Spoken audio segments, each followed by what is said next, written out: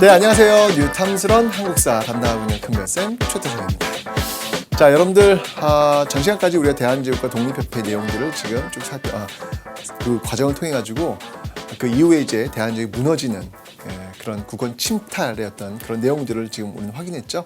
자, 이번 시간에 이제 거기 좀 살을 좀 더 붙여가지고 어떤 내용들 또 어떤 문제 유형들이 있는지 한번 보도록 하겠습니다. 자, 일제히 국권 침탈과 국권 수호 운동 내용인데요. 자, 먼저 러일 전쟁과 국권의 침피탈. 그러니까 우리 이제 앞에서 쭉 이어져 내려왔잖아요. 지금 대한제국 쭉 내려오고 있는데 대한제국이 결국은 이 러일 전쟁을 기점으로 해서 그 균형이 무너진다라고 설명을 드렸죠. 이제 그 내용들이 나오는 거예요, 이제. 자, 요 과정을 보시면요. 지금 러일 전쟁이 발발할 분위기가 나오니까 지금 대한제국이 국외 중립 선언을 합니다. 여러분들 이거 혹시 기억 안 나요? 10년 전에 말이죠. 청일전쟁의 그 기운이 막 모락모락 나는 듯 하니까 정부가 부랴부랴 무엇을 하죠? 바로 전주 화약을 체결하죠. 동학농민군들과 전주 화약을 체결하면서 어떻게든 이 사태를 좀 무마시키려고 했지만 결국 일본이 경복궁을 점령하면서 일파만파되면서 결국 청일전쟁까지 가지 않습니까? 10년 뒤 또 이런 상황이 벌어진 거죠. 10년 뒤 바로 이 대한제국이 지금 뭔가 러일 전쟁의 어떤 기운이 모락모락 나오니까 우리는 지금 어느 나라에도 편 들지 않을 거야. 우리는 중립이야 라고 이야기를 합니다. 그게 되겠냐고요. 힘이 없는데. 중립이라고 하는 것도 자신의 힘이 있어야 그런 것들을 요구할 수 있고 쟁취할 수 있는 것이지 힘이 없는 상황 속에서는 중립이라고 하는 것은 의미가 없다라는 것 지금 다시 한번 보여주고 있네요. 자, 그러면서 일본은요. 한일 의정서 체결을 강요합니다. 10년 전 일본이 전주화약 이런 거 무시하듯이 그리고 경복궁을 점령했듯이 또 한일 의정서를 체결을 지금 강요하는 것이죠. 자, 일본이 전쟁 수행에 필요한 지역을 임의로 사용. 그러니까 이제 전쟁인데 러시아와 이제 싸우려면 그 주둔할 수 있는 어떤 그런 지역 뭐 이런 것들이 필요할 거 아니에요.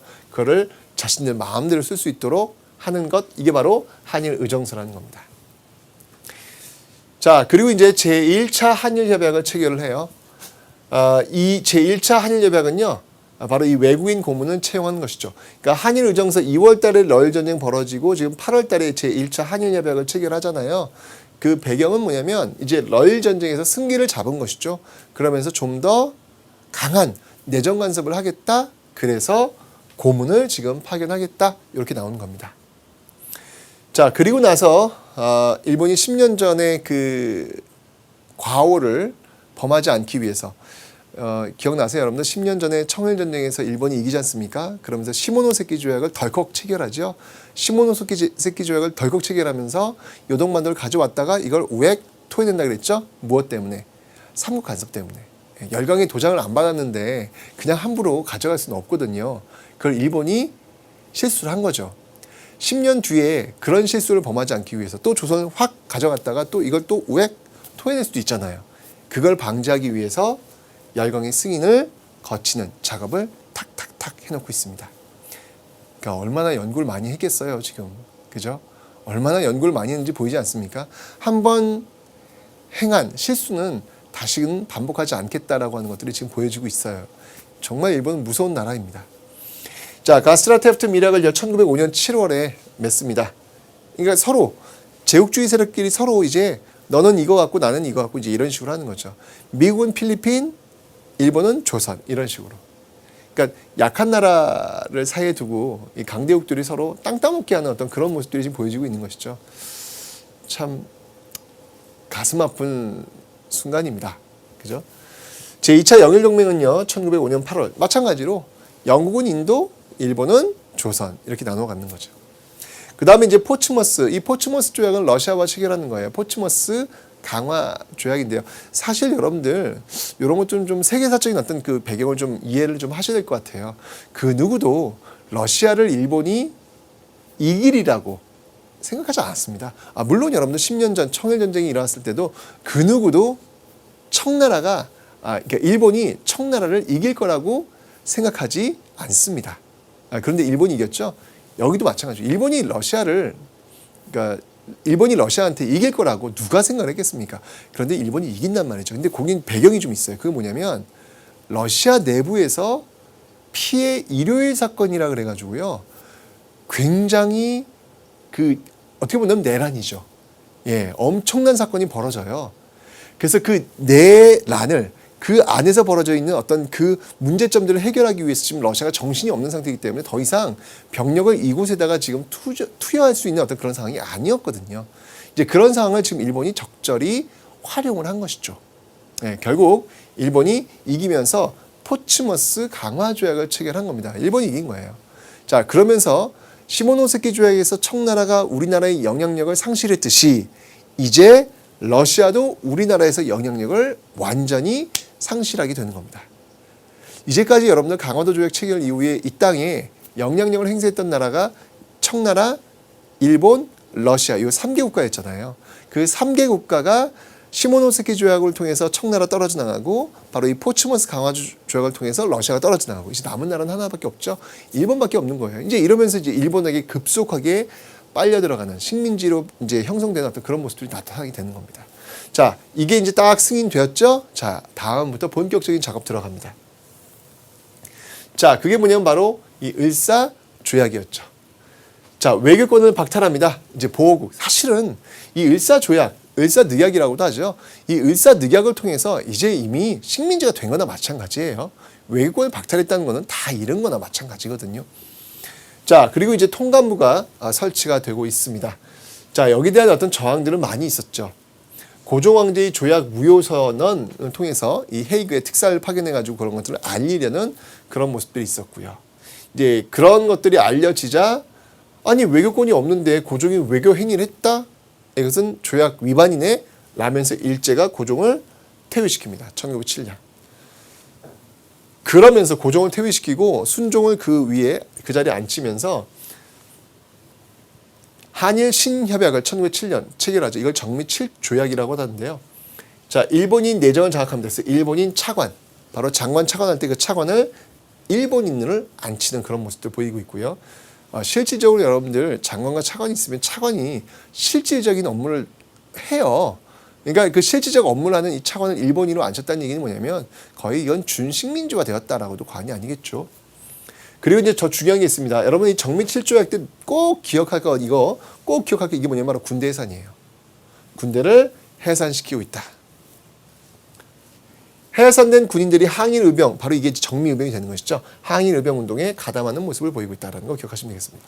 자, 정치, 사회단체 탄압합니다. 신문지법, 보안법, 학회령, 출판법 이런 것들을 제정해가지고 언론 출판 집회 결세 자유를 찍어 누르는 그런 모습들 보이고 있죠. 그리고 나서 이 기후각서를 통해서 사법권을 또 박탈하고 있고요. 여기 또 준동해가지고 또 일진회와 같은 또 난리가 또 났죠. 이럴 때 항상 참 이상한 집단들이 있어요. 네, 이상한 집단들이 꼭 있어요. 이게 참 말도 안 되는 그런 집단들이 있거든요. 예, 일진회가 이제 그런 거죠. 예, 우리는 식민지가 되기를 원합니다.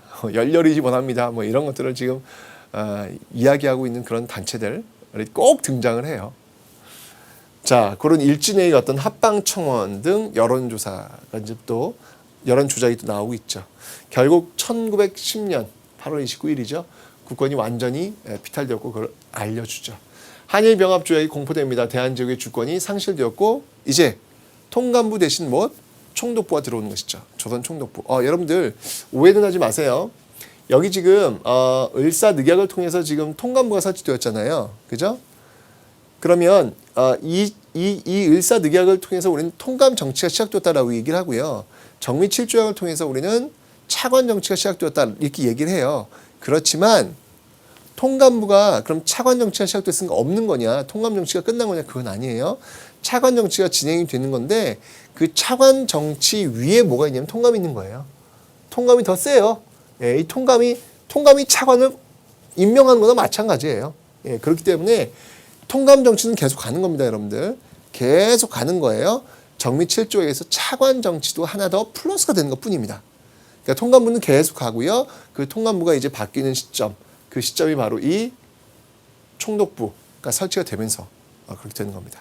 요거 여러분 헷갈리시면 안 돼요. 1907년 정미 7조를 통해서 통감부가 없어지고 통감 정치 대신 차관 정치가 이렇게 이제 표현을 하면 틀린 거예요. 아시죠? 자, 을사늑약의 어떤 과정을 한번 보겠습니다. 한번 읽어볼게요. 러일 전쟁에서 승리한 일본은 군대로 궁성을 포위하고 고종과 대신들을 위협하여 조약 체결을 강요했다. 고종 황제는 끝까지 조인하지 않았으나 일본이 일방적으로 을사늑약 체결을 선포함으로써 대한제국은 외유권을 빼앗기고 통감은 외교에 관한 사무뿐만 아니라 대한제국의 중요 법안과 정책을 결정함으로써 대전을 전반적으로 지배했다. 한번 읽어보시면 되겠습니다. 선생님, 아까는 조약인데 왜 늑약이에요? 뭐 두 표현 다 틀린 건 아니지만요. 지금은 강제로 체결되었기 때문에 이렇게 윽박지르는 어떤 그런 과정 속에서 체결되기 때문에 을사조약보다는 을사늑약이라는 표현을 쓰는 게 낫지 않느냐. 이렇게 지금 분위기는 형성되어 있습니다.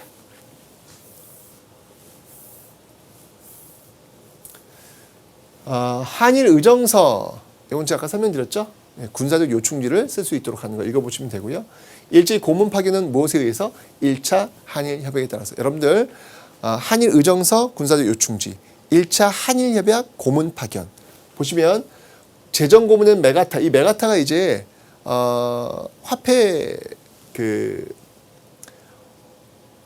일본 제1은행권으로 바꾸는 그런 화폐와 관련된 그런 일을 이제 벌이게 될 겁니다.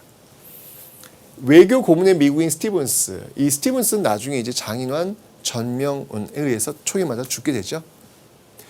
어쨌든 이 스티븐스는 외교 고문에 파견되고 있습니다. 이런 것들이 다 어느 조약에 의해서? 바로 제1차 한일 협약에 따라서 기억해 두시면 되겠습니다. 그 다음에 제2차 영일동맹은 뭐 읽어보시면 되고요. 인도와 조선을 서로 맞바꾸는 겁니다. 자, 헤이그 특사입니다. 1907년 네덜란드 헤이그에서 만국 평화회의가 개최되자 고종이 을사늑약의 부당함을 알리기 위해 파견한 사절, 이상설, 이준, 이휘종. 하지만 일제히 방해로 성과를 거두지 못하고 이제 이 결과 고종은 이제 강제로 퇴위당한다라는 거 기억하시면 되겠습니다.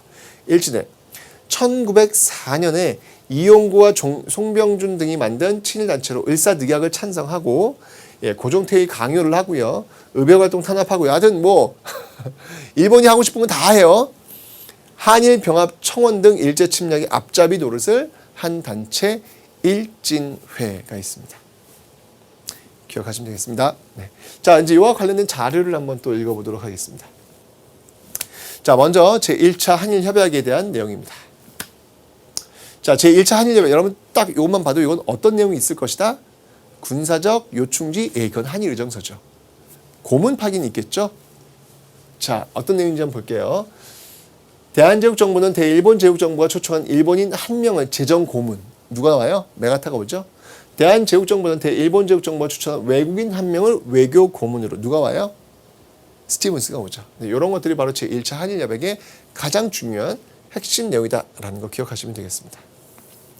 그 다음요. 한일 신협약. 자, 한일 신협약의 핵심 뭘까요? 차관 정치가 시작되었다. 군대가 해산되었다. 이게 이제 키워드라고 제가 설명드렸습니다. 자, 그런 내용들 이제 한번 볼게요. 자, 보세요. 지금 통감의 지도. 여기서 여러분 또 놓치지 말 게 뭐냐면 여러분들이 통감이라는 말이 나왔으니까 통감 정치 시작이다. 그러니까 을사늑약이네. 이렇게 그냥 가시면 절대 안 돼요. 시험 문제 이거 정말 잘 나오거든요, 여러분들. 요거 딱 주고 여러분들 을사늑약과 관련된 조항을 선지로 깔아놓으면 여러분들이 그쪽으로 굉장히 많이 달려가세요. 절대 그러시면 안 됩니다. 통감은 제가 분명히 설명드렸지만 을사늑약에서 통감 정치가 시행되고 계속 있는 거예요. 당연히 정미 7조에도 이 통감은 존재하죠. 그러니까 통감이 나온 거예요. 통감의 지도를 받는다. 한국 정부는 통감이 추천한 일본인을 한국 관리로 임명할 것. 보세요. 지금 통감이 추천한 일본인을 한국 관리. 이 한국 관리가 뭐예요? 바로 차관 정치를 얘기하는 거예요. 바로 일본인을 차관에 앉히는 것. 누구의 추천? 통감이 추천. 근데 통감이 추천한 사람을 조선 정부가 반대를 할 수가 없잖아요. 그러니까 실질적인 임명권자라고 보시면 되는 것이죠. 그러니까 이 통감의 힘이 얼마나 셉니까? 여전히 정미 7조약에서도 통감은 존재한다는 거 놓치시면 안 돼요.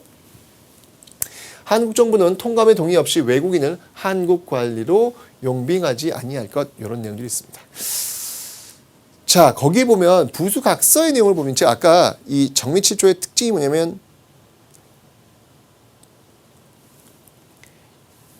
차관 정치라는 것과 그 다음에 군대 해산이라는 것이죠. 군대 해산 사실 직접적으로 안 나와 있는데 그 밑에 보면 부수각서에 나와 있어요. 자, 육군 일대대를 존치하여 항공 수위를 담당하게 하고 기타 부대는 해체한다. 이렇게 나왔죠. 그죠? 군대 해산 이야기가 지금 나오고 있습니다. 이게 바로 이 정미 7조약의 핵심 내용이다라는 거 기억하시면 되겠네요. 됐죠? 자, 이렇게 해서 여러분들 하여튼 각 조약들의 특징들을 정확하게 여러분들이 알고 계셔야 되겠습니다. 자, 그러면 또 다음 내용 볼게요.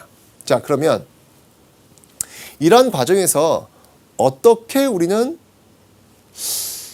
거기에 맞서서 맞선 행동을 보였을까? 그런 내용들을 보셔야 될 것 같아요. 그런 국권 침탈에 맞서서. 자, 첫 번째가 바로 이제 의병 항쟁입니다. 두 세력이 있었어요. 첫 번째 세력은 뭐냐면 싸우자. 지금 우리 국권이 지금 이렇게 하나씩 없어지고 있으니까 싸우자라고 하는 세력이 있었고, 또 하나의 세력은 뭐였냐면 힘이 없다, 힘이 없어. 지금 싸우는 것은 이거는 그냥 피만 보는 거다. 그것보다는 지금 우리가 힘을 키워야 돼서 힘을 키워야 된다. 힘을 키워서 언젠가 저들에 맞서 싸워야 된다. 라고 주장하는 이 두 세력이 나뉘어져요. 지금 싸우자 의병이고요. 지금은 실력이다. 지금은 교육이다. 지금은 힘을 키워야 된다. 라고 하는 쪽이 애국개몽운동입니다. 의병과 애국개몽운동. 즉 국권 피탈의 과정 속에서 뭐 한일의정서, 1차 한일협약, 을사늑약, 정미7조 이렇게 맺어 가면서 우리의 어떤 그 국권이 하나씩 지금 없어지고 있잖아요. 그 과정에서 어떻게 할 것이냐. 두 노선이 있다. 첫 번째가 의병투쟁, 또 하나가 애국개몽운동 노선. 이 두 가지를 여러분 기억하시면 되겠습니다. 자, 을미의병입니다. 자, 을미의병의 배경은요. 을미사변과 단발령이네요. 어렵지 않죠, 여러분들? 을미년, 을미사변, 단발령. 을미개혁도 나온 거잖아요. 기억하시면 되고요. 이 을미의병은요. 양반 유생층이 주도하고 있습니다. 양반 유생층이 주도하고 있습니다. 그런데 이제 해산해요. 아관파천 후 단발령을 철회해요. 이 고종이요. 이제 내가 다 철회했고, 그리고 을미개혁을 주도했던 그 김홍집을 주시한 그 위시한 그런 대신들을 다 없앤노라. 그러니 이제 그만둬라. 라고 해서 이제 고종이 해산 권고를 하죠. 결국 이것 때문에 해산합니다. 이것 때문에 해산해요. 그러니까 여기 이제 양반 유생들의 한계라고 볼 수 있겠죠. 왕이 해산하니까 해산하는 거예요.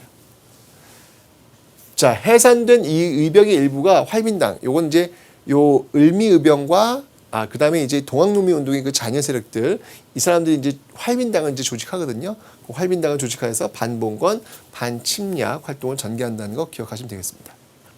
그렇죠? 자, 어쨌건 을미의병의 가장 중요한 키워드는 뭐냐면요. 배경은 아실 거고요. 뭐 단발령이니, 을미개혁이니, 뭐 이런, 을미사변이니 이런 내용들은 다 아실 거고요. 키워드는 뭐냐면요. 바로 이런 내용입니다. 양반 유생층이 주도했다는 거, 그리고 고종의 해산 권고로 해산했다는 거. 이 두 가지만 여러분 꼭 기억하시면 되겠습니다. 두 번째 의병은 뭐냐면요. 을사의병입니다. 을사의병이니까 을사조약이겠네요. 그죠? 을사늑약. 자, 여기서는 일부 평민 의병장들이 활약합니다. 이게 이제 가장 큰 차이점이라고 볼 수 있죠. 그러니까 을미의병에서는 양반 유생들이 중심이 되었는데 결국 고종의 권고 해산으로 해산하잖아요. 이제 사실 그 밑을 따랐던 기층 민들은 답답했겠죠. 아니, 싸우자고 내 목숨 내놓겠다고 일어섰는데 왕이 이제 그만하거라 라고 하니까 해산해? 이게 말이 돼? 어우 답답해 라고 하는 사람들이 있겠죠. 이제 그들이 이 시점이 되면 직접 자기가 의병을 이끄는 의병장이 되는 거예요. 바로 평민의병장이 등장한다. 그 평민의병장의 대표적인 인물이 누구냐면 바로 신돌석, 신돌석과 같은 그런 인물이 나오게 될 겁니다. 기억하시면 되고요. 자, 이제 세 번째 의병입니다. 바로 정미의병이죠. 자, 정미의병의 배경, 고종의 강제 퇴위와 군대 해산입니다. 군대 해산 중요한데 줄 안 쳤네. 줄 치세요, 여러분들. 군대 해산. 두 가지 너무 중요합니다. 이러한 것들이 바로 이 정미의병의 배경인데요. 여기 아래에 있구나. 해산 군인들의 합류로 의병 전쟁으로 발전합니다. 그러니까 군인들이 합류하면서 그 규모가 굉장히 커지고요. 조직적으로 변할 수 있더라라는 이야기 기억하시면 되겠습니다. 어떻게 활동했는지 볼게요. 자, 이 정미의병이 계속 연결되는 겁니다. 13도 창의군을 결성해서 서울 진공작전을 지금 전개하고 있는 모습들을 보이고 있습니다. 그리고 또 하나, 자, 의병을 국제법상 교전단체로 인정해 줄 것을 요구합니다. 이 정미의병은 여러분들 굉장히 키워드가 많아요. 그러니까 시험 문제에서 제일 잘 나오는 의병이 뭐냐면요. 바로 이 정미의병이에요. 두 번째 의병이 뭐냐면요. 을미의병이에요. 세 번째가 을사의병이에요. 그 순서는 을미을사 정미인데 시험에 제일 많이 나오는 거는 정미을사 아니지 정미을미을사예요. 네, 그러니까 여러분 요 정도는 좀 중요한 꼭 기억을 좀 해놓으셔야 됩니다. 정미의병의 키워드 다시 한번 고종의 강제퇴위와 군대 해산, 그리고 의병 전쟁이라는 거, 13도 창의군이라는 거, 그리고 서울 진공작전 펼친다는 거. 벌써 5개잖아요. 키워드가 제일 많아요. 그래서 시험에 제일 잘 나와요. 꼭 기억해 두세요. 자, 결국 이제 이런 어떤 의병들이 계속 각지에서 확산되는 어떤 그런 모습들이 보이자, 특히 이 정미의병 그 뒤를 이어서 호남 지역에서 또 의병들이 계속 많이 일어나거든요. 자, 일제의 남한 대토벌 작전이 전개가 되고 있더라. 소위 남한 대토벌 작전이 벌어지고 있더라라는 거 기억하시면 되겠습니다. 됐죠? 네, 이건 뭐 한번 읽어보시면 되겠습니다. 결국 이제 의병들은 어디로 가냐면요, 만주 쪽으로 가서 계속해서 또 항일 무장 투쟁을 준비하는 그런 모습들을 보이고 있을 겁니다. 자, 이와 관련된 중요한 내용들이 뭐가 있는지 볼게요. 활빈당, 이거 여러분들 홍길동 때 들어보셨죠? 그 이름 따온 거예요. 자, 일제의 남한 대토벌입니다. 일제는 1909년 9월부터 2개월간 2260명의 대병력과 호남 현지 경찰력을 총동원하여 전라도 지역의 의병 토벌 작전을 전개하였다. 이 결과 103명의 의병장들이 피살 또는 체포되었으며 2000여 명에 달하는 의병들이 체포되었다. 그러니까 많은 의병들이 이제 결국 이런 탄압에 의해서 만주 지역으로 또 넘어가는 그런 모습도 보이고 있습니다. 자, 스티븐스 1904년 제1차 한일협약에 따라 우리나라에 온 미국인 외교 고문이다. 그는 일본의 한국 지배도 매우 이롭다는 일제 침략을 미화하는 발언을 하였다. 이에 분노한 전명훈과 장윤환이 미국 샌프란시스코에서 그를 저격하여 사살하였다. 이런 내용들 기억하시면 되겠습니다. 을사오적 기억하셔야죠. 을사조약의 체결 과정에서 일본에 협조한 5명의 대신으로 학부 대신 이완용, 박재순, 이근택, 이지용, 권중현. 네. 이완용, 이지용, 이근택, 박재순, 권중현. 을사오적입니다. 네. 이렇게 끊임없이 이들의 이름이 나옵니다. 네. 사람은 죽어서 이름을 남긴다고 해야 되는데 정말 이 사람들의 이름은 확실히 남겼습니다. 네, 이렇게 이름을 남기는 게 얼마나 치욕적입니까? 네. 죽어서까지도 죽지를 못하는 거 아닙니까? 나중에 여러분들이 어떤 국가의 중요한 정책을 결정하는 자리에 있을 때 꼭 기억해 주시기 바랍니다. 이렇게 여러분들의 이름이 후손들한테 불려지어서는 안 되겠죠. 책임지시라는 얘기입니다. 자기 행동에 대해서 말이죠. 자, 이와 관련된 자료를 또 한번 보도록 하겠습니다. 어떤 자료 내용이 있을까요? 자, 을사의병 자료인데요. 이 을사의병 자료 참 시험이 잘 나오죠. 여기서 지금 읽어보니까 여기서 지금 지난 10월 20일의 변은 전 세계 고금의 일찍이 없었던 것이다.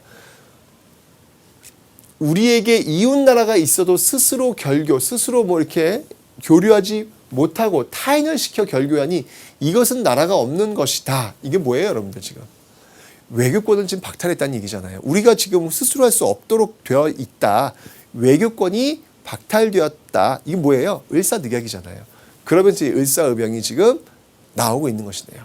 네, 그런 키워드를 여러분들 딱 잡아내셔야 됩니다. 자, 다음 이제 서울 진공작전입니다. 자, 서울 진공작전 하면 딱 떠오르는 의병이 뭐라 그랬죠? 정미의병이라 그랬죠? 고종태위, 군대 해산, 13도 창의군, 서울 진공작전. 그죠? 이런 그 많은 키워드가 존재하고 있으니까 여러분 꼭 기억해 놓으시라고 설명드렸습니다. 자, 그래서 뭐 서울 진공을 하겠다 이제 이런 내용들이 나왔으니까 이런 키워드를 갖고 여러분들이 이걸 보시면 되겠네요. 됐죠? 자, 이제 또 이제 마지막 애국개몽운동 네, 끝났네요. 자, 이제 다음은 여러분들 이제 개념으로서 이제 애국개몽운동 한번 보도록 하겠습니다. 자, 우리는 지금 국권 침탈 과정 속에서 두 가지 노선을 봤어요. 첫 번째 노선이 의병 봤고요. 이제 마지막 남은 거 애국개몽운동 보는 겁니다. 자, 애국개몽운동에서는 여러분들 여기 지금 사회 진화론의 영향을 받았다라는 표현 나오죠. 사실 여러분들 이 사회 진화론의 영향 그 앞에서 여러분들 독립협회 앞에 쪽 강의에서 제가 조선 백성을 참 이렇게 좀 이렇게 미개한 어떤 그런 모습을 지금 읽어내고 있는 지식인의 어떤 그 글을 읽어보셨죠? 그 연장선상에서 이 애국개몽운동도 나옵니다.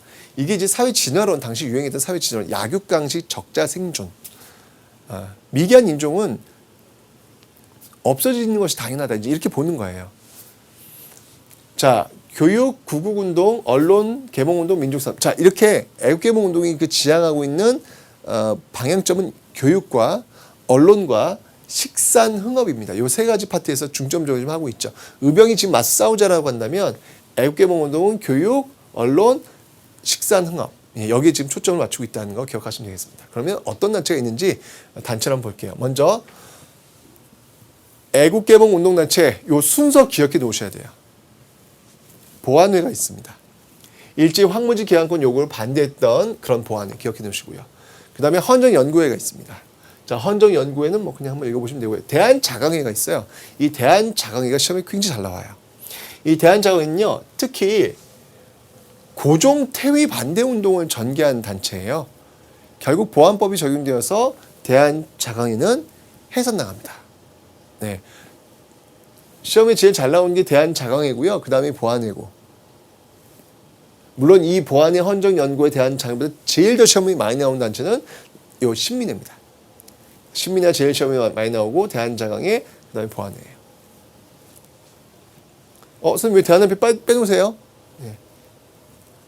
그냥 한번 읽어보시면 됩니다. 왜냐하면 친일단체로 변질되기 때문에. 그러니까 여러분이 여기서 우리가 볼 수 있는 건 뭐냐면 이 사회진화론이라고 하는 거 일면 타당한 면도 있는데 만약에 우리나라가 약한 존재로 판명이 되었어. 그러면 어떻게 될까요? 우리는 사라져도 어쩔 수 없는 거야. 그게 세상의 논리니까. 이렇게 보는 것이죠. 그러면서 대거 이 애국개몽 운동 노선에서 친일파들이 양산될 수밖에 없다는 겁니다. 대한협회가 이제 가장 그 대표적인 어떤 모습이라는 거죠. 그죠? 자, 신민회, 안창호, 양기탁 등이 조직을 했고요. 백오인 사건, 1911년 백오인 사건으로 해체가 될 거예요. 자, 중요한 건 뭐냐면 신민회는요, 바로 공화정체를 지향했다는 겁니다. 그 이전까지는요, 여러분들 입헌군주정이었거든요. 갑신정변도 입헌군주제를 지금 지향하고 있었고, 독립협회도 그랬고, 이 헌정연구회도 그랬고, 다 입헌군주정. 왕이 없는 거는 이 머릿속에 이제 존재하지 않았어요. 왜냐면 몇천 년간 왕이 존재했는데 왕이 없는 체제가 돌아가? 이게 해보질 않았으니까. 그죠? 그런데 이제 이 신민회에서 그걸 깨는 거예요. 그 패러다임을 깨는 거예요. 공화정을 지금 들고 나옵니다. 공화정을. 자, 교육활동에는요, 대성학교와 오산학교 이런 활동도 있고요. 그 다음에 태극서관을 지금 세워놓고 있습니다. 그리고 자기회사 이런 것들은 이제 식사능력과 이제 관련되는 것이겠죠. 독립운동. 자, 요게 중요해요. 사실은 지금 이 신민회의 어떤 이 활동들 중에서 어찌 보면 가장 중요한 게 바로 이거죠. 독립운동 기지건설 이후 항일무장투쟁을 하겠다. 물론 항일무장투쟁을 지금 즉각적으로 하겠다는 건 아니에요. 그건 아닌데 이후에 힘을 키워서 항일무장투쟁을 준비하자라는 거거든요. 그래서 만들어진 게 신흥무관학교라는 것이죠. 다른 애국개몽 운동단체는 교육이라든지 언론, 식산흥업 여기에 초점을 맞췄다면 이 신민회는 교육, 언론, 식산흥업뿐만 아니라 바로 이 항일 그 독립운동 기지건설이라고 하는 것도 하나 추가됐다. 이게 시험에 너무 잘 나옵니다. 꼭 나올 겁니다, 여러분들. 네. 다른 애국개몽 운동단체와 다른 모습을 지금 이야기하고 있으니까 여러분 반드시 기억해 놓으셔야 되겠습니다. 아셨죠? 네. 자, 민족 언론운동을 한번 보도록 하겠습니다. 자, 황성신문에 장제는 시일야 방송되고, 자, 여러분이 꼭 기억하실 게 뭐냐면, 이거 줄 치셔야 되는데, 줄 안 쳤다. 을사늑약의 부당성 꼭 줄 치세요. 그러니까 이 시일야 방송대국이 나온 시점이 언제냐? 그게 바로 을사늑약 체결에 대한 부당성을 알리기 위해서 나온 거예요. 오늘 목록과 통곡하노라죠. 황성신문입니다. 제국신문은요, 주로 이 부녀자를 대상으로 또 하는 그런 신문입니다. 황성신문은 주로 유생들을 중심으로. 조금 어렵죠. 자, 하지만 가장 인기가 많았고 가장 독자층이 많았던 신문이 바로 이 대한매일신보예요. 왜냐하면 그 사장이 외국인이었어요. 영국인 베델이었기 때문에 아주 시원시원한 논조를 지금 보여주고 있다는 얘기죠. 모름지기 언론은 비판 기능이 살아있어야 되는 거 아닙니까? 그죠? 예, 그 정부 실세에 그저 이렇게 이빠른 소리 하는 그런 언론 읽어보면요, 짜증나지 않습니까? 대한매일신보는 그러지 않았다는 얘기죠. 시원시원하게 너희들 잘못됐다 라고 이야기하는 거, 읽어봐서 속이 후련해지는 거. 예. 그래서 가장 독자가 많았다는 거 기억해 놓으시면 되겠습니다. 자, 뭐 애국개몽 운동의 의의와 한계에 대해서는 제가 아까 사회진화론 설명하면서 그 한계 설명드렸으니까 읽어보시면 되겠습니다. 자, 어떤 그 중요한 내용들인지 한번 보도록 하겠습니다. 자, 사회진화론 영향받았다는 거 있죠? 한번 읽어보시면 되겠습니다. 제국주의 논리예요, 이건요. 그죠? 자, 백오인 사건입니다. 일본이 이 백오인 사건을 계기로 해서 해체된 단체가 어디라 그랬죠? 신민회라 그랬습니다. 일본이 데라우치 총독 암살 음모 사건을 조작하여 105명의 애국지사를 투옥한 사건으로 신민회의 실체가 드러나 신민회가 와해되는 결과를 낳았다. 왜냐하면 신민회는 비밀결사단체였거든요. 그 비밀결사단체 신민회를 와해시키는 게 바로 이 백오인 사건이더라라는 것이죠. 자, 태극 서관 이승훈, 안태욱 등이 설립한 서점으로 신민회의 산하기관 기능을 하였으며 신민회 회원들 연락장소와 집회 장소로 이용되었다. 읽어보시면 되고요. 시일야 방성대곡 이날을 목놓아 소리지며 우른다. 목놓아 통곡한다. 는 의미로 장지연이 황성신문에 게재한 논설이다. 이 글에서 장지연은 일제침략의 부당성과 을사늑약에 참여한 대신들을 맹렬히 비난하였으며 이 논설로 인하여 수십여일간 황성신문은 발행이 중지되었다. 뭐 이런 내용이 나와 있네요. 아까 제가 설명드렸죠. 을사늑약과 꼭 연결을 시키셔야 되겠습니다. 자, 이와 관련된 자료 한번 또 읽어보고 넘어가도록 하겠습니다. 자, 여기 지금 대한자강회의 그 설립 취지서가 나왔는데요. 여러분 여기서 키워드는 뭐냐면 자강이에요. 자강이란 키워드가 나오면 이건 대한자강회로 연결하시면 되는 겁니다. 사실은 제가 볼 때는 수능에서도 이 자강이란 키워드를 갖고 대한자강 연결하는 문제가 나오는데 저희가 볼 때 좀 이렇게 이게 가능한가? 왜냐면 자강이라는 게 오로지 대한자강회만의 점유물이 될 수 있는 고유명사일까? 저는 좀 고민이 좀 많이 되는데요. 관행적으로 자강이라는 단어가 나오면 대한자강회로 연결되는 문제들 그 외에는 없었어요. 그러니까 자강이라는 키워드를 여러분 기억하시면 되겠습니다. 대한자강회 여러분들 뭐가 중요하다고 그랬죠? 고종의 강제 퇴위 반대, 헤이그 특사 파견했다가 이제 퇴위당하잖아요. 그걸 반대하는 그런 모습들 속에서 보안법 적용돼가지고 결국 해체된다는 거, 이 부분 기억하시면 되겠습니다. 자, 신민회 활동입니다. 여기서 지금 보여주고 있는 게 뭐냐면 바로 독립운동 기지건설이라는 것이죠. 다른 애국개몽 운동과 차별화된 그런 모습들이 지금 여기에 나타나고 있더라라는 얘기입니다. 자, 지금 독립군 기지는 일제의 통치력이 미치지 않는 청국령, 만주 일대를 자유지대로 보고 이곳에 설치하되 후일 독립군의 국내 진입에 가장 편리한 지대를 최적지로 한다. 뭐 이런 내용들 한번 읽어보시면 되겠습니다. 됐죠? 자, 이렇게 해서 이제 자료 한번 다 살펴봤고요. 이제 오늘의 마지막 Q&A 한번 보도록 하겠습니다. 자, 제2차 한일협약은 왜 을사늑약이라고 불리나요? 자, 이거 굉장히 여러분들 의문점이 많은 그런 질문이죠. 실제로 어느 방송국에서 어느 연예인이 뭐 을사조약을 잊지 마십시오라고 했다가 막 진짜 막 매도당하는 막 그런 것도 저는 봤어요. 근데 글쎄요. 이제 그 부분들은 지금 저는 이제 썰을 좀 설명을 드릴게요. 그러니까 을사늑약이 옳다, 을사조약이 옳다 여러 입장들이 있는데요. 을사늑약이 옳다라고 하는 입장은 왜냐하면 이 조약이라고 하는 것은 상대가 서로 합의하에 이루어져서 대등한 입장 속에서 체결된 것을 조약이라고 하는데 이 을사조약은 그렇게 체결되지 않았잖아요. 그러니까 이 을사조약이 아니란 얘기죠. 을사늑약이라는 것이죠. 즉 그렇기 때문에 을사조약은 틀린 용어고 을사늑약을 써야 된다라는 것이고 을사조약을 써야 된다는 입장은 뭐냐면요. 을사늑약이라고 하는 건 일단 좀 역사적 용어로서는 좀 합당하지 않다. 왜냐하면 역사적 용어라고 하는 것은 기본적으로 객관성이 좀 담보가 돼야 되는데 주관적인 감정적인 어떤 그런 것들이 다 담겨서는 안 된다라고 보는 사람들이 많이 있어요. 그러니까 예를 들면 임진왜란도 조금은 비과학적인 용어다. 임진왜란이라는 용어보다는 임진전쟁이라는 용어가 좀 더 낫지 않겠느냐라고 지금 이야기를 한단 말이죠. 그러니까 을사조약도 마찬가지로 을사늑약이라는 표현보다는 어쨌건 간에 지금 조약 일단 고정은 하지 않았지만 한국 정부를 대신 정부를 대표로 했던 사람들이 지금 체결한 거기 때문에 일단 조약은 조약이다. 그러나 그 내용 자체를 보면 문제가 있는 것이다. 이제 이렇게 하기 때문에 을사늑약보다는 조약을 써야 된다라고 하는 또 입장도 있어요. 그러니까 두 개의 어떤 입장들이 있는데 아직까지는 교과서에서 여러분들 을사조약은 틀린 내용, 써서는 안 되는 용어라고 하지 않아요. 교과서에서도 여전히 을사늑약이라는 표현도 쓰고 을사조약이라는 표현도 쓰고 있어요. 예, 그러니까 을사늑약을 썼으면 좋겠다라고 하는 어떤 그런 바람은 있겠지만 을사조약을 썼으니까 당신은 나쁜 사람이야. 이렇게 가는 거는 아직까지는 좀 더 고민을 좀 해봐야 되는 지점이 아닌가. 라고 제가 지금 설명을 드리는 거예요, 여러분들. 네, 방송이나 이런 걸 보다가 그런 글들을 많이 제가 읽거든요. 일단 교과서에서는 쓰고 있습니다. 교과서 쓰지 말아야지 이렇게 이제 얘기를 할 수 있겠죠. 네, 이제 그런 것들은 이제 더 논의해서 정리가 될 거라고 저는 생각이 됩니다. 네. 자, 뭐 요거 한번 좀 재밌는 그 질문이었기 때문에 한번 설명을 드렸습니다.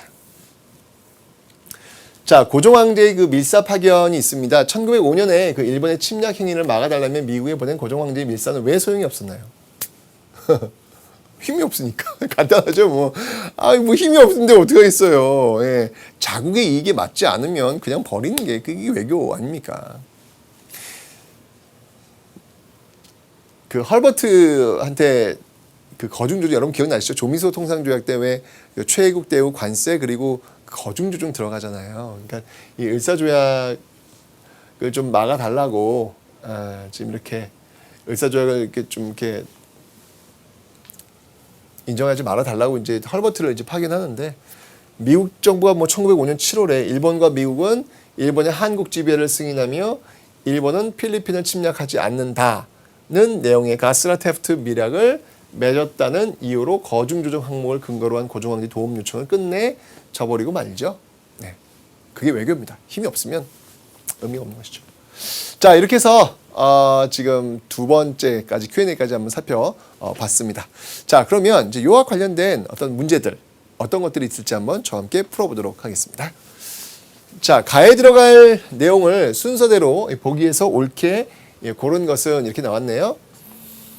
조약에 따른 지금 국권 피탈 내용 1904년에서 1907년 그 시기입니다. 5년, 6년, 7년 많이 있겠네요. 그죠? 자, 어떤 내용들이 있을까요? 먼저 1905년 외교권 박탈되겠죠. 그죠? 을사늑약에 의해서. 그 다음에 외국인 고문 초빙됩니다. 1차 한일 협약에 의해서. 그죠? 그 다음에 일본인 차관 임명. 일본인 차관 임명은 요거는 차관이니까 정미칠조약이네요. 그죠? 군사 요충지의 임의 사용. 여기 이제 한일 의정서. 그러니까 순서를 어떻게 해야 돼요? 한일 의정서가 1번이 돼야 되겠고. 그죠? 그 다음이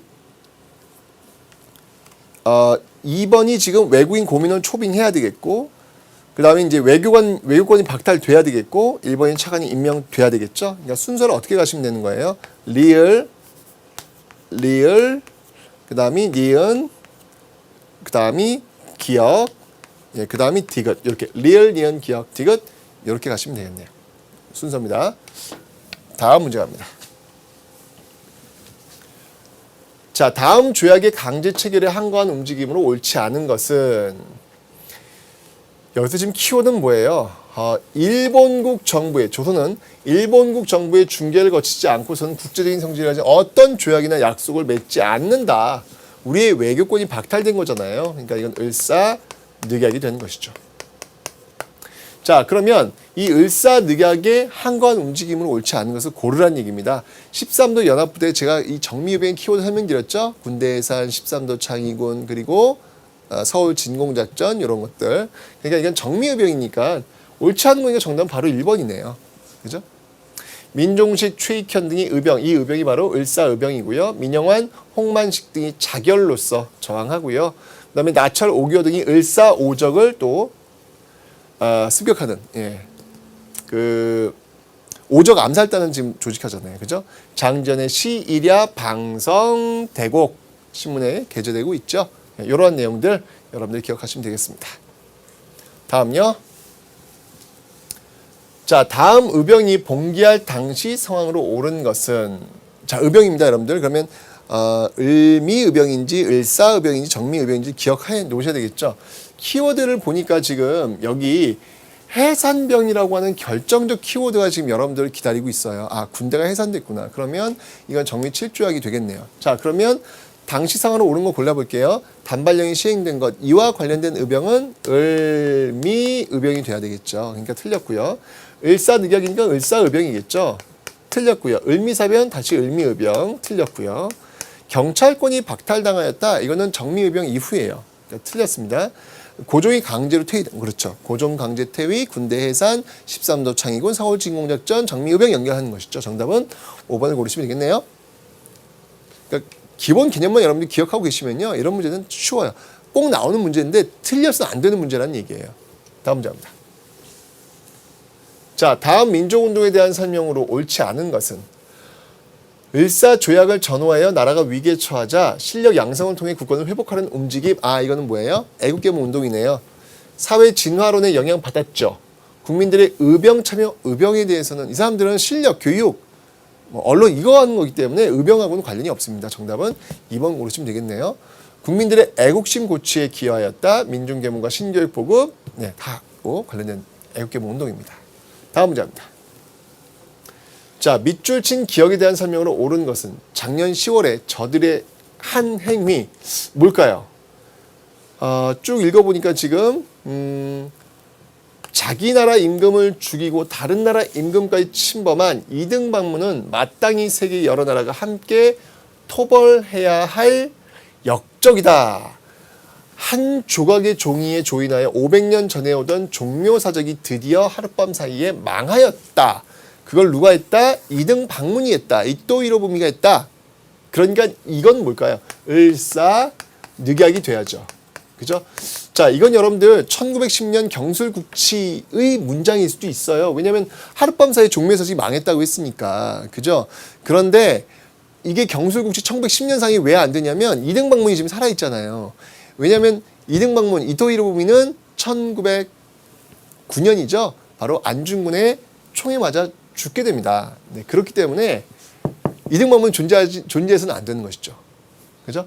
네. 그러니까 경술국치는 아니고요. 바로 을사늑약이 되는 겁니다. 그러면 을사늑약에 대한 설명으로 옳은 것을 골라보도록 하겠습니다. 자, 고종황제를 강제로 퇴위시켰다. 그리고 체결한 게 정미 7조약이죠. 틀렸고요. 대한제국의 외교권을 박탈했다. 정답은 2번이네요.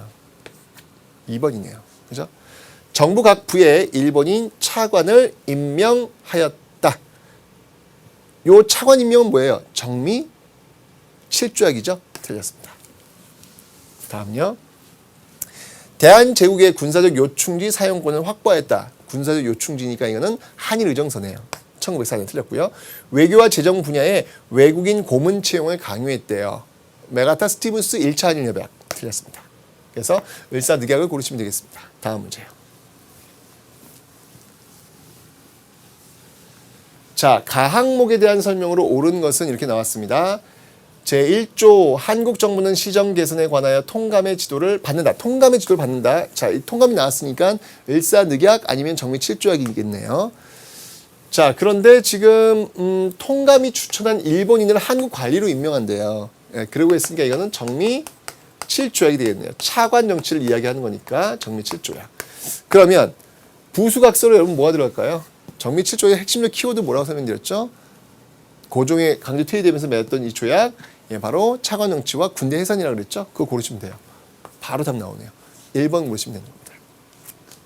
사법권 박탈은 여러분들 이건 기후학세에 의해서 나온 겁니다. 경찰권을 박탈하였다. 이거는 1910년에 하는 겁니다. 뒤쪽이죠. 그러니까 출판법으로 출판의 자유금지 1909년. 연도 외울 필요 없고요. 네. 외교 재정의 외국인 고문 채용. 외국인 고문이래요. 그러니까 1차 한일협약이 나온 것이겠죠. 네. 그래서 군대 해상 고르시면 되겠습니다. 다음 문제입니다. 자, 밑줄 친 이 사람에 대한 설명으로 옳은 것은. 자, 여기 키워드 뭐냐면 바로 이 장인환과 전명훈이 지금 빵 하고 총을 쏴서 죽인 사람이죠. 이 사람 바로 스티븐스네요. 자, 스티븐스는 우리나라 외교 고문을 왔었죠. 어떤 조약을 계기로? 1차 한일협약을 계기로. 초대 통감으로 임명된 사람은 이토이로부미죠. 화폐 정리 사업을 주도한 사람은 메가타죠. 제1차 한일협약 그 외교 부문 고문 답은 3번이네요. 그죠? 러일 전쟁 중에 미국인 테프트와 비밀 협약을 맺은 사람은 가스라 테프트. 고종황제 밀서를 휴대하고 미국의 특사로 파견된 사람은 헐버트. 아까 읽으셨죠? 답은 3번 고르시면 되겠습니다. 다음 문제입니다. 자, 다음과 같은 취지를 밝히며 설립된 단체에 대한 설명으로 옳은 것을 보기에서 고른 것은 자강의 방도를 강구하려 할 것 같으면 다른 곳에 있지 않고 교육을 키워드 자강 나왔죠? 그럼 뭐라고 제가 설명드렸어요? 바로 대한 자강회라 그랬잖아요. 이 대한 자강회에 대한 설명으로 옳은 거 골라보겠습니다. 헌정연구회를 결성하였다 맞고요. 고종의 퇴위 반대 운동을 펼친 거 맞고요. 황무지 개항권 반대 운동을 전개한 것은 보안회죠, 보안회. 공화정책의 국민국가 수립을 목표로 한 것은 신민회죠, 신민회. 그러니까 정답은 기억과 니은을 고르시면 되는 겁니다. 자, 서술형입니다. 다음 글을 읽고 물음에 답하랍니다. 이준이 고종황제의 친서를 휴대하고 서울을 출발했대요. 이준이 블라디보스토크에 도착, 이상설이 합류했고요. 이상설이 블라디보스토크를 출발했고 상트페테르부르크에서 이휘종이 이상설 또 이제 이휘종이 이상설에 합류했습니다. 이상설, 이휘종의 목적지인 헤이거. 이거 헤이거 특사파괴이네요. 일행이 헤이그에 간 이후 을사늑약의 부당성을 알리기 위해서였죠. 2번. 위에 일행 파견을 빌미로 일본이 취한 행동. 너희들 외국은 없는데 외교적 행위를 했네. 고종이 시켰어. 고종 강항제 퇴위.